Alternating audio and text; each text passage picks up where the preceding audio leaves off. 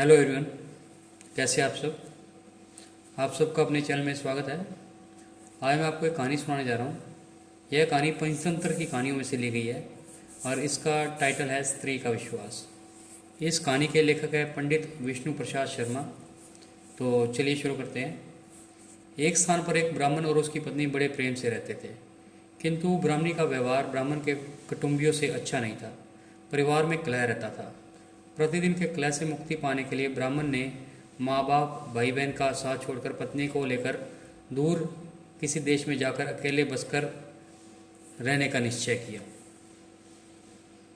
यात्रा लंबी थी। जंगल में पहुंचने पर ब्राह्मणी को बहुत प्यास लगी। ब्राह्मण पानी लेने गया। पानी दूर था, देर लग गई।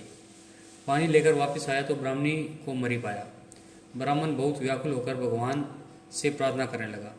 उसी समय आकाशवाणी हुई, ब्राह्मण, यदि तू अपने प्राणों का आधा भाग इसे देना स्वीकार करे तो ब्राह्मणी जीवित हो सकती है।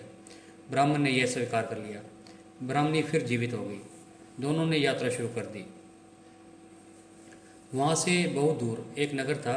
नगर के 12 में पहुंचकर ब्राह्मण ने कहा, प्रिय, तुम यहीं ठहरो, मैं अभी भोजन लेकर आता हूँ। ब्राह्मण के जाने के बाद ब्राह्मणी अकेली रह गई। उसी समय 12 के कुएं पर एक लंगड़ा किंतु सुंदर जवान रहट चला रहा था। ब्राह्मणी उससे हंसकर बोली, वह भी हंसकर बोला। दोनों एक दूसरे को चाहने लगे। दोनों ने जीवन भर एक साथ रहने का प्रण कर लिया।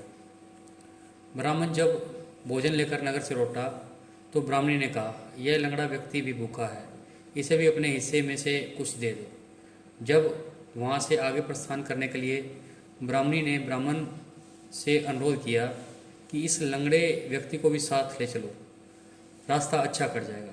तुम जब कहीं जाते हो तो मैं अकेली रह जाती हूँ, बात करने को भी कोई नहीं होता। इसके साथ रहने से कोई बात करने वाला तो रह जाएगा। ब्राह्मण ने कहा, हमें अपना भार उठाना कठिन हो रहा है, इस लंगड़े का भार कैसे उठाएंगे। ब्राह्मणी ने कहा, हम इसे पटारी में रख लेंगे।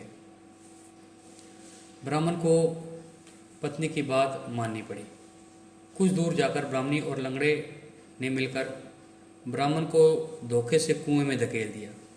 उसे मरा समझकर वे दोनों आगे बढ़ने लगे।